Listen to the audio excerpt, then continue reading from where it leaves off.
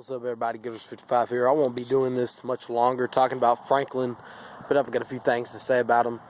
Of course, the comments are always filled with Givers55, dude. He built your football program. He turned things around. He laid the foundation for hopefully years to come. Why do you keep talking shit on FRANKLin? Well, I'll give you a few reasons. Did he recruit the guys that he recruited to Vanderbilt? Yes, he did. Most of them committed to James Franklin. They did not commit to VU. They committed to James Franklin. And so that's why a lot of them, a big portion, decommitted from Vanderbilt when Franklin left. And a lot of them followed Franklin to Penn State. It's Franklin's decision whether he wanted to recruit those guys to Penn State. And that says a lot about his values and his morals. So that he decided to recruit him anyway to Vanderbilt.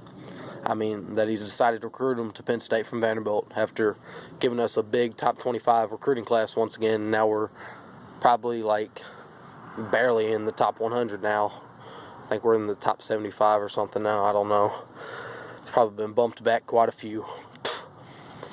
But also another reason, FRANKLin was asked recently, I'm not sure when, maybe today, maybe yesterday, maybe a couple days ago, maybe 5 days ago, but he was asked recently, what's the difference in morals and values between Vanderbilt and Penn State? And how he would already be able to tell that since he spent 3 years building up Vanderbilt, and he hasn't even spent, has he? I don't even think he's spent a month in Happy Valley yet, but he's already been asked about that. I don't know how he would know, but he said the education, and I'm sitting here thinking, Penn State acceptance rate is 50%, and Vanderbilt is an Ivy League school pretty much. It's the Harvard of the South, and that's the bottom line, with 16% acceptance rate, and it's probably down more rare than that to get accepted into Vanderbilt. 16% was in 2012. So education, what do you mean? Well, he said that since Vanderbilt was in the SEC, the top priority was football, and at Penn State the top priority is academics and then football. And I'm sitting here thinking, you've got to be kidding me.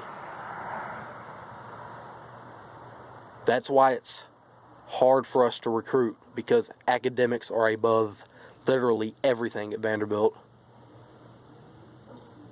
And then he went on to say something about Penn State focuses on building character and growing men for the future more than Vanderbilt. In a way, that's kind of taking a shot at us. We're an academic school. We are an academic private institution. I don't know if Penn State's a private institution. I don't think they are. If they are, forgive me.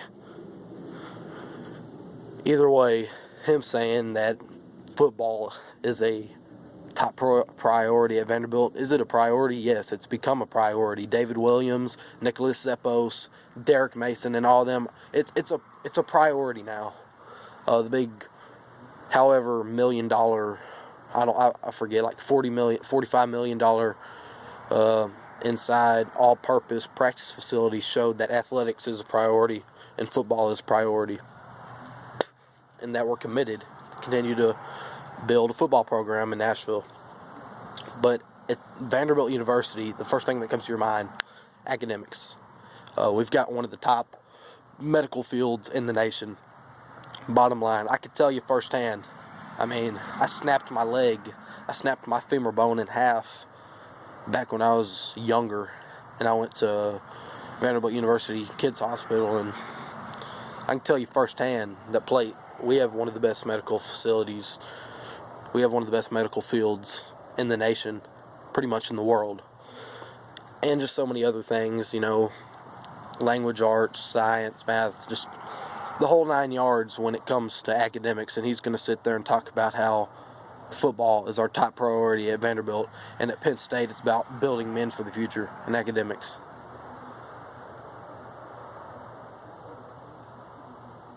James Franklin, I have no more words for you. I swear, I hope this is the last time I have to talk about your punk ass. Somebody needs to deflate your big head with your big ego. Anchor down.